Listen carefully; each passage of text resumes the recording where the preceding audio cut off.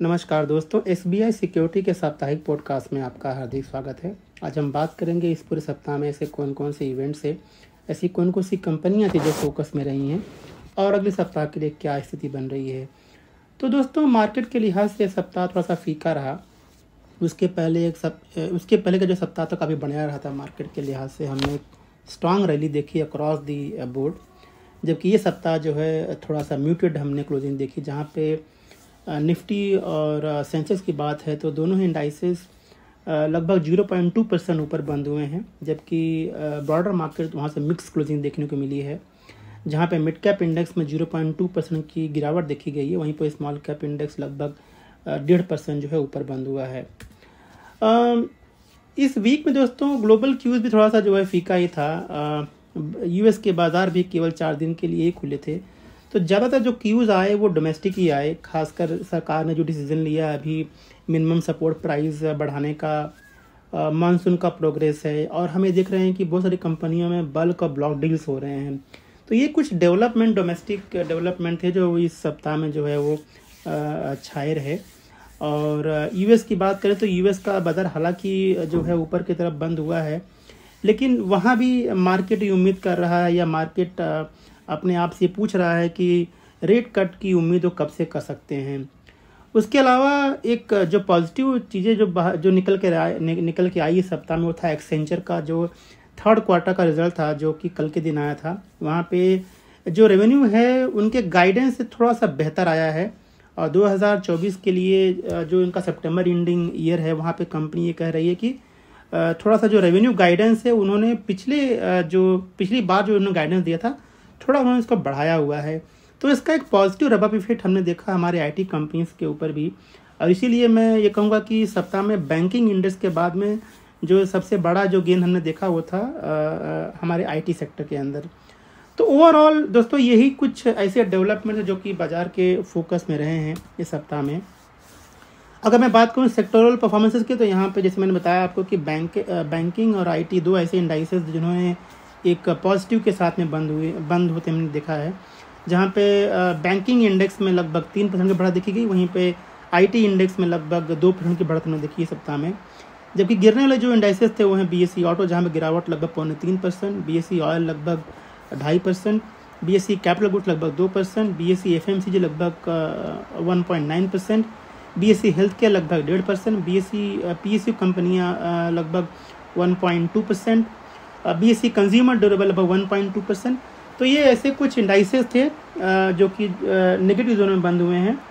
अगर मैं बात करूँ टॉप गेनर्स और लूजर्स की, जो निफ्टी में जो टॉप गेनर्स रहे दोस्तों, वो हैं ICICI bank, axis bank, HDFC bank, Adani ports और कोटक बैंक। इन सारे कंपनियों में बढ़त लगभग 3.5 से 5% के आसपास में देखी सप्ताह में। जबकि गिरने वाले जो शेयर्स थे निफ्टी के अंदर वो हैं हीरो मोटर कॉर्प, अल्ट्राटेक सीमेंट, मारुति, एलएनटी और बजाज ऑटो, जहाँ पे गिरावट लगभग 4% से 6% के बीच में हमने सप्ताह में देखी। दोस्तों आइए अब बात कर लेते हैं ऐसे की मॉनिटरेबल्स की जो कि मार्केट क्लोजली उनको जो है दिखता है। तो पहले हम बात करेंगे एफआईआई और डीआई की। तो यहाँ पे एफआईआई और डीआई दोनों ने ही बाइंग की है, जहाँ पे एफआईआई ने करीब 14,786 करोड़ रुपए की बाइंग की है, वहीं पे डीआई ने भी करीब 9,575 करोड़ रुपए की बाइंग की है। क्रूड ऑयल के दाम दोस्तों इस सप्ताह में जो है 3.5% ऊपर बंद हुए हैं, लगभग $85 के आसपास जो बंद हुआ है।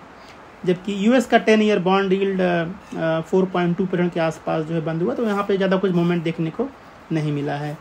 आइए बात करते हैं कुछ ऐसे इंटरनेशनल और डोमेस्टिक इकोनॉमिक इवेंट्स की जो इस सप्ताह में फोकस में रहे। तो दोस्तों इस सप्ताह में पीपल्स बैंक ऑफ चाइना ने अपना इंटरेस्ट रेट का डिसीजन दिया है। उन्होंने अपने ब्याज दर में कोई बदलाव नहीं किया है, और 1 से 5 साल का जो उनका टर्म लेंडिंग रेट है वो 3.45 से 3.95% क्रमशः उन्होंने उसको मेंटेन रखा है। बैंक ऑफ इंग्लैंड ने भी अपने ब्याज दरों का एक डिसीजन इस सप्ताह में दिया है। उन्होंने भी अपने ब्याज दर में कोई बदलाव नहीं किया है, और उनका जो बेंचमार्क इंटरेस्ट रेट है वो 5.25% के आसपास जो है वो मेंटेन्ड है।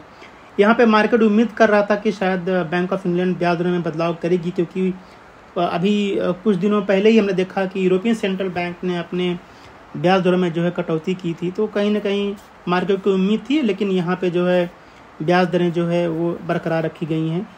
आइए बात करते हैं ऐसी कौन सी कंपनियां हैं जो इस सप्ताह में फोकस पर हैं दोस्तों। तो पहले बात करते हैं RVNL की। तो कंपनी को यहाँ पे 160 करोड़ रुपए का ईस्ट कोस्ट रेलवे से ऑर्डर मिला है, तो ये उनके लिए लॉन्ग टर्म में पॉजिटिव रहने वाला है। टाइम टेक्नोप्लास्ट को जो है पैसों से जो है एक ऑर्डर मिला है टाइप 4 कंपोजिट सिलेंडर, जो कि हाइड्रोजन के स्टोरेज में किया जाता है दोस्तों। तो ये उनके लिए पॉजिटिव है लॉन्ग टर्म में। और ये स्टॉक शुक्रवार यानी आज के दिन लगभग 13% ऊपर भी था। JNK इंडिया को जो है रिलायंस इंडस्ट्री से जो है गैस क्रैकर यूनिट डी बॉटलनेकिंग के लिए बड़ा ऑर्डर मिला है, तो ये उनके लिए जो है पॉजिटिव है लॉन्ग टर्म में। भारत फोर्ज ने कहा है कि वो अमेरिकन सब्सिडरी में करीब $40 मिलियन का इन्वेस्टमेंट जो है वो करेंगी, लगभग 325 करोड़ रुपए के आसपास। तो ये भी उनके लिए लॉन्ग टर्म में पॉजिटिव रहने वाला है। जुबिलेंट फार्मावा ने कहा है कि जो उनका जो US सब्सिडरी कंपनी है वहाँ पे उन्होंने उसका 626 करोड़ रुपए का डेट को जो है उन्होंने रीपे कर दिया है, और आगे चल करके उस कंपनी में लगभग $50 मिलियन का इन्वेस्टमेंट वो करने वाली हैं रेडियो फार्मेसी नेटवर्क को एक्सपांशन के लिए। तो ये उनके लिए जो है लॉन्ग टर्म में पॉजिटिव रहने वाला दोस्तों। इंटरग्लोब एविएशन को दोस्तों इंटरनेशनल एरो इंजन से कंपनसेशन जो है मिलना है। आपको याद होगा कि इंजन में यानी कि जो प्रैट एंड विटनी के इंजन थे वहाँ पर कुछ प्रॉब्लम की वजह से वो दिक्कतों का सामना करना पड़ा था इंटरग्लोब एविएशन को, तब उसके लिए उनको जो है कंपनसेशन मिलना है। तो ये उनके लिए जो है लॉन्ग टर्म पॉजिटिव रहने वाला है। राइट्स लिमिटेड ने दामोदर वैली के साथ में एक जो है MOU साइन किया हुआ है रेल इंफ्रा प्रोजेक्ट के लिए, तो ये उनके लिए लॉन्ग टर्म पॉजिटिव रहने वाला है। सोना BLW को दोस्तों जो है सर्टिफिकेशन मिला है ट्रैक्शन मोटर के लिए, जिनका इस्तेमाल 3 व्हीलर्स में किया जाता है। ये जो है सर्टिफिकेशन PLI स्कीम के अंतर्गत मिला हुआ है, तो ये उनके लिए भी पॉजिटिव है लॉन्ग टर्म के लिए। इंडियन ऑयल ने कहा है कि उन्होंने GPS रिन्यूएबल्स के साथ में एक जॉइंट वेंचर साइन किया हुआ है सस्टेनेबल एनर्जी सॉल्यूशंस के लिए भविष्य में, तो ये उनके लिए पॉजिटिव है लॉन्ग टर्म में। सन फार्मा को जो है उनके दादरी फैसिलिटी के लिए वार्निंग लेटर मिला हुआ है, तो ये उनके लिए नेगेटिव है। ब्रिगेड इंटरप्राइज ने कहा है कि वो आगे चल करके कोची में वर्ल्ड ट्रेड सेंटर को जो है बनाएंगे, इसके लिए उन्होंने एक करार किया हुआ है, ये भी उनके लिए पॉजिटिव है। GE पावर को 243 करोड़ रुपए का दोस्तों एक ऑर्डर जो है मिलना है NTPC से, तो ये भी उनके लिए पॉजिटिव है। टाटा मोटर ने कहा है कि जो उनका UK सब्सिडरी है JLR, वहाँ पे कंपनी जो है अगले 5 साल का जो इन्वेस्टमेंट है वो अब 3 बिलियन पाउंड जो है बढ़ा करके 18 बिलियन पाउंड उन्होंने कर दिया है। और ये इन्वेस्टमेंट दोस्तों जो है वो internal combustion engine, hybrid engine में या फिर बैटरी इलेक्ट्रिक व्हीकल्स में जो है इस्तेमाल होगा, या इन चीज़ों में इन्वेस्टमेंट करेंगे, तो ये उनके लिए जो है पॉजिटिव है। एक्सिस बैंक और उनकी सब्सिडरी ने जो है अप्रूवल दे दिया है मैक्स लाइफ वेंचर में, मैक्स लाइफ इंश्योरेंस में अपना स्टेक बढ़ाने के लिए, तो ये भी उनके लिए न्यूट्रल टू पॉजिटिव रहने वाला है लॉन्ग टर्म में। अब बात करते हैं कुछ ऐसी कंपनी जिनको ऑर्डर मिले हैं इस सप्ताह में। तो L&T को करीब 1000 से 2500 करोड़ रुपए के बीच में ऑर्डर मिले हुए हैं अलग अलग कंपनियों से। NBCC को 70 करोड़ रुपए का ऑर्डर मिला हुआ है। रेलटेल कॉर्पोरेशन को 20 करोड़ रुपए का ऑर्डर मिला हुआ है। जेंसल इंजीनियरिंग को गुजरात ऊर्जा विकास से करीब 250 करोड़ रुपए का ऑर्डर मिला हुआ है। 250 मेगावाट का ऑर्डर मिला हुआ है। इम्को इलेक्ट्रॉन को जो है 33 करोड़ रुपए का ऑर्डर मिला हुआ है। तो ये भी कुछ ऐसे डेवलपमेंट थे इस सप्ताह में ऑर्डर के लिहाज से। आइए बात करते हैं उन कंपनियों के जिनके ऊपर हमने इस सप्ताह में रिकमेंडेशन दिया हुआ है। तो हमने सप्ताह में 3 स्टॉक रिकमेंडेशन दिए हुए हैं, 2 पिक ऑफ द डे में और 1 पिक ऑफ द वीक में। तो बात करते हैं पहले पिक ऑफ द डे की। तो इंडस टावर पे हमने दिया हुआ है रिकमेंडेशन, 335 का हमारा रिकमेंडेड प्राइस था और टारगेट है 385 रुपये का। आप सब जानते हैं कि इंडस टावर जो है विश्व की सबसे बड़ी टेलीकॉम टावर कंपनी है और इनके पास करीब 2,20,000 टावर्स जो है इस वक्त हैं। तो ये 22 अलग अलग सर्कल्स में जो ऑपरेट करते हैं। गवर्नमेंट की पॉलिसी सपोर्टिव है टेलीकॉम सेगमेंट के लिए, टेलीकॉम सेक्टर के लिए। आपको याद होगा कि जो एडजस्टेड ग्रॉस रेवेन्यू का जो कंपटीशन है उसमें उन्होंने नॉन टेलीकॉम रेवेन्यू को निकाल दिया है। इससे फ़ायदा यह हुआ कि टेलीकॉम कंपनियों का जो लाइसेंस फी है वो उसमें काफ़ी गिरावट आई है। तो इसका फ़ायदा जो है वो आगे चल करके टेलीकॉम कंपनी अपने नेटवर्क को एक्सपांड करेंगे, जैसे 4G है, 5G है, आगे 6G भी आएगा। तो जब टेलीकॉम नेटवर्क का एक्सपांशन होगा तो टेलीकॉम टावर भी लगेंगे, तो इंडस टावर को यहाँ पे बेनिफिट मिलेगा भविष्य में। उसके बाद दोस्तों जो यहाँ पे जो फ्रंटलाइन कंपनीज़ हैं जो कि सर्विस प्रोवाइड करती हैं, जैसे भारती है, रिलायंस है या वोडाफोन है, ये अपना 5G का नेटवर्क बहुत तेज़ी से एक्सपांड कर रही हैं। तो इसका फ़ायदा भी कंपनी को जो है वो मिल रहा है। तो लॉन्ग टर्म में हमें लगता है कंपनी अच्छा परफॉर्म करेगी और वैल्यूएशन भी अच्छा खासा अट्रैक्टिव पे मिल रहा है। ये 2026 के अर्निंग पे लगभग 12.5 के पी पे अवेलेबल है ये। फिर बात करते हैं एक और कंपनी जो हमने रेकमेंड किया हुआ है पिक ऑफ द डे में, वो है बीनेस पाइप्स, जो कि 2100 का हमने टारगेट पे 2100 के ऊपर हमने रेकमेंड किया हुआ। टारगेट 2,415 रुपये का है और ये एक लीडिंग मैन्युफैक्चरर है दोस्तों स्टेनलेस स्टील पाइप्स और ट्यूब्स के अंदर। और कंपनी जो है सीमलेस और वेल्डेड ट्यूब्स जो है बनाती है। इनके अलग अलग प्रोडक्ट्स हैं, जैसे हीट एक्सचेंज ट्यूब्स हैं, उसके अलावा हाइड्रोलिक और इंस्ट्रूमेंटेशन ट्यूब्स हैं, स्टील सीमलेस ट्यूब्स हैं, स्टील वेल्डेड ट्यूब्स हैं, स्टील बॉक्स पाइप्स हैं। तो ये कुछ ऐसे प्रोडक्ट्स हैं जो कंपनी सप्लाई करती है।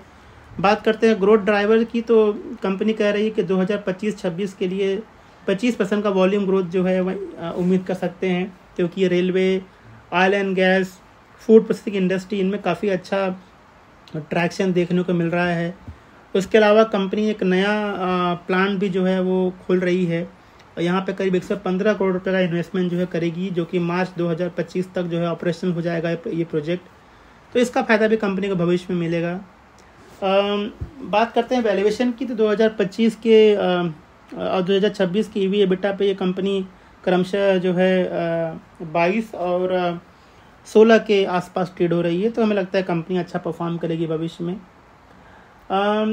तीसरा जो हमारा स्टॉक है जिस पे हमने कॉल दिया है वो है PNB हाउसिंग फाइनेंस, जो कि हमने पिक ऑफ द वीक में दिया है। 848 का हमारा ये प्राइस रेकमेंडेड प्राइस है और टारगेट प्राइस है 976। आप सब जानते हैं दोस्तों कि PNB हाउसिंग फाइनेंस जो है इंडिया की 3rd largest housing finance company है, जो कि loan against property, housing construction और हाउसिंग लोन के लिए जो है पैसे देती है। 71,243 करोड़ रुपए का AUM का बुक है कंपनी का, अगर मैं देखूँ मार्च महीने में। तो उसके अलावा कंपनी जो है अपना बिजनेस थोड़ा सा चेंज कर रही है। कंपनी लैब या जो हाई रिस्क वर्टिकल है वहाँ से शिफ्ट होकर के अब अफोर्डेबल हाउसिंग में जा रही है। तो ये उनको फ़ायदा मिलेगा भविष्य में और वैल्यूएशन काफ़ी अट्रैक्टिव है। करंट प्राइस पे ये 1.2 प्राइस टू बुक पे अवेलेबल है। तो हमें लगता है कंपनी अट्रैक्टिव प्राइस पे अवेलेबल है, लॉन्ग टर्म में इन्वेस्टर से खरीद सकते हैं। दोस्तों उसके अलावा अगर मैं बात करूं अगले सप्ताह की, तो अगले सप्ताह में US और भारतीय बाज़ारों पे जो डेवलपमेंट या जो डेटा बाहर निकल करके आएगा उसके ऊपर बाज़ार का फोकस रहने वाला है। जैसे US के अंदर US का हाउसिंग प्राइस इंडेक्स है या वीकली जॉबलेस क्लेम डेटा है, पर्सनल कंजम्पशन एक्सपेंडिचर जो कि एक इन्फ्लेशन गेज है US फेड का। तो ये डेटा डिक्लेयर होंगे और इस पे बाज़ार का फोकस जो रहने वाला है। उसके अलावा अगर मैं बात करूँ डोमेस्टिक की, तो यहाँ पे GST काउंसिल की बैठक होने वाली है, तो वहाँ पे क्या कुछ निकल के आता है उसके ऊपर भी बाज़ार का फोकस रहने वाला है। और दोस्तों मानसून की शुरुआत हो गई है, मानसून कैसे प्रोग्रेस करेगा, अभी कल तक का जो डेटा आया हुआ है उससे मालूम पड़ रहा है कि मानसून अभी करीब 17% डिफिशिएंट चल रहा है। यानी मानसून की जो प्रोग्रेस थी उतनी अच्छी नहीं है जितनी की उम्मीद हम कर रहे थे। तो मानसून कैसे आगे प्रोग्रेस करेगा इसके ऊपर बाजार का जो है फोकस जो है रहने वाला है आगे चल करके। उसके अलावा दोस्तों पूरा रिपोर्ट पढ़ने के लिए आप हमारे वेबसाइट पे जा सकते हैं, जहाँ पे हमने रिपोर्ट्स के अंदर कॉर्पोरेट एक्शन यानी जो कंपनियां जिनके डिविडेंड, बोनस, स्टॉक स्प्लिट या डिविडेंड्स आने वाले हैं, या जहां पे राइट इशू होने वाला है, या जो कंपनियों के आने वाले दिनों में जो बोर्ड बैठक होने वाली है और क्या उनके एजेंडा हैं, ये सारी चीज़ें हमने हमारे रिपोर्ट में कैप्चर किया है और आप इसे हमारे वेबसाइट पे जा करके डाउनलोड करके आप पढ़ सकते हैं। तो दोस्तों, ये था हमारा इस सप्ताह का वीकली रैप पॉडकास्ट। हमें सुनने के लिए बहुत बहुत धन्यवाद और अगले सप्ताह के शुभकामनाएं। Thank you. Investment in securities market are subject to market risks. Read all the related documents carefully before investing.